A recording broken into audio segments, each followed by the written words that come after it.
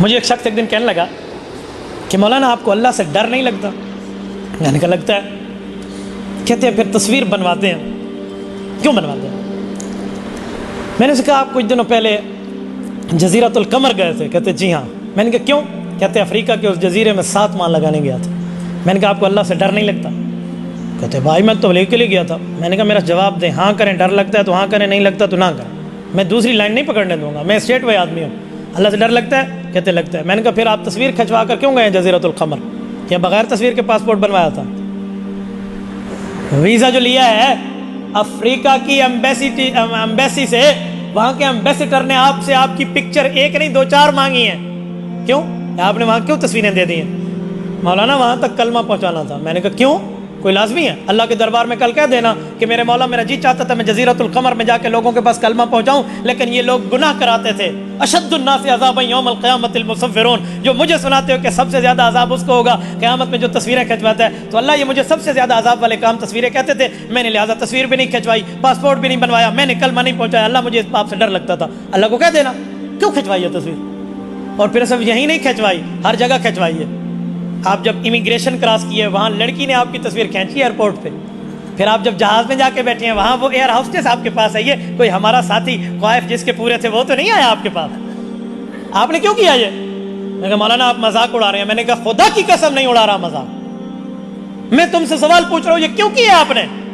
کہتے آپ کے دل میں اگر کلمے کی عظمت ہوتی نا تو پھر یہ سب چیزیں بندہ برداشت کر لیتا ہے۔ میں نے کہا کاش تیرے دل میں عقیدے کی عظمت ہوتی نا تو یہ سب چیزیں بھی تو برداشت کر لیتا، تجھے وہاں سمجھ آتا ہے یہاں نہیں آتا۔ ہاں ویسے آپ کی بھی تو ضرورت ہے۔ میں نے کہا شکر ہے کہ تم قائل ہو، شکر ہے کہ تم، میں آج بھی اپنی دعاؤں میں تمہیں یاد کرتا ہوں کہ میرے مولا چپے چپے پر ان لوگوں کی نصرت فرما، میں دل سے دعا کرتا، آپ بھی آمین کہہ دیں۔ نہ ڈنڈا ہے نہ جھنڈا ہے نہ چندہ، اور پوری دنیا میں ہماری جماعت نے دین کا کام کیا، تو یار آپ میرے لیے دعا نہیں کر سکتے تو میرے خلاف تردیدی بیانات تو بند کر دیں، میرے خلاف تردیدی بیانات تھوڑا سا گزارو، تھوڑی اسپیڈ ہولے، ہاتھ ہولا رکھ دو یار۔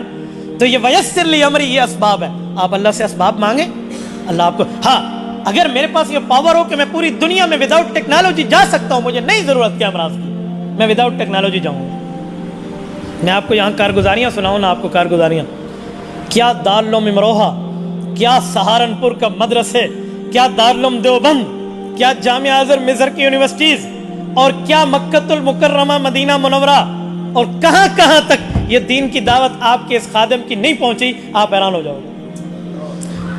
بندے کے پاس موبائل انٹرنیٹ والا موجود ہو، وہ بندہ اردو جانتا ہو، اور اس بندے کو تھوڑا بہت دین سے لگاؤ ہو، اور اس تک ہم نہ پہنچے ہوں، یہ نہیں ہو سکتا۔ میں پاکستان نہیں آل ورلڈ کی بات کر رہا ہوں، میں 6 بر اعظم جہاں پر مخلوق موجود ہے، 7ویں میں نہیں ہے، میں سب کی بات کر رہا ہوں۔ یہ ٹیکنالوجی کو استعمال کیا، ہم اپنے دین کی دعوت لے کر کیوں نہ جائیں؟ بابا اس پر کوئی فتویٰ ہے نا تو اپنے پاس آپ سنبھال کے رکھیں، ہم فتووں کو بہت اچھی طرح جانتے ہیں۔ جو تعویل آپ شناختی کارڈ کی کرتے ہیں، نوٹ کی کرتے ہیں، اپنے عمرے کی کرتے ہیں، اپنے حج کی کرتے ہیں، پھر اپنے لیے نہیں بیوی کو ساتھ لے جاتے ہیں اپنے عمرے پہ، بیٹی کو لے جاتے ہیں اور نامحرم کی تصاویر کھنچواتے ہیں، وہی تعویل اس فقیر کے اس کے امراض کے لیے بھی کر لیا۔ تو ویسر لی امری، یہ دوسری چیز ہے۔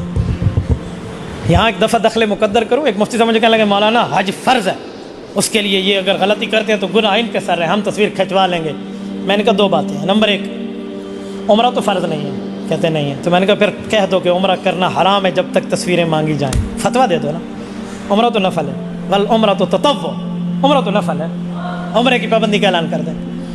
اور جو بندہ مجھے کہہ رہا ہے یہ مفتی صاحب اپنی بیٹی اور بیوی کو لے کر 1 مہینہ پہلے عمرے پہ گئے ہوئے تھے، چپ۔ نمبر 2 میں نے کہا حضرت حج فرض ہے نا تو دین کی دعوت دینا یہ اس فرض سے بڑھ کر فرض ہے۔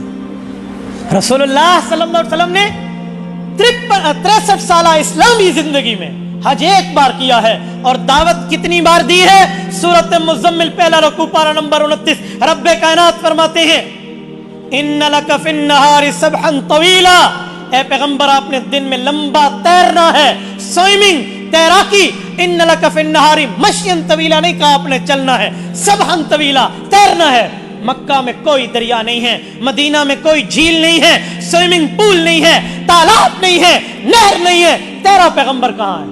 پیغمبر نے کہاں تیراکی کی ہے؟ ان لک فی النہار سبحا نہیں، سبحا طویلا، موصوف صفت میں آبجیکٹو جو موجود ہے، یہ اللہ نے کس تیرنے کی بات کی ہے؟ تو مفسرین کہتے ہیں اس سے مراد دعوت اللہ ہے، اس سے مراد دعوت الدین ہے، دعوت الشریعہ ہے، اشاعت القرآن، اشاعت الدین ہے، اشاعت الاسلام ہے۔ حضور پاک نے یہ محنتیں کی ہیں تو پیغمبر کی محنت کو سبحن طویلہ کہا گیا کہ آپ نے تیرنا ہے۔ تو بھائی اللہ نے چلنا کیوں نہیں کہا؟ وہ کہتے ہیں چلنا اسی لیے نہیں کہا کہ چلنے والا کبھی رکتا ہے، سسکیاتا ہے، آرام کرتا ہے، لیٹتا ہے، پھر سفر میں چل پڑتا ہے، لیکن تیرنے والا نہ رکتا ہے نہ آرام کرتا ہے، مسلسل چلتا ہے۔ تو حضور پاک کو فرمایا گیا دعوت الدین میں کمی نہ کیجیے، مسلسل چلیے۔ تو پیغمبر نے تو دعوت مسلسل دی ہے پوری زندگی میں، حج ایک بار کیا ہے۔ آپ کو اس فرض پہ حرام میں تصویر پر گنجائش نظر آتی ہے جس کے لیے پیغمبر نے لمحہ در لمحہ، وقت در وقت، زمان در زمان، عمر در عمر خرچ کی ہے، اس پر آپ کو ہمارے لیے تعویل سمجھ نہیں آتی۔ مولانا ہاتھ ہولا رکھیے، یہ میں آپ کے سامنے درد دل اسی لیے رکھ رہا ہوں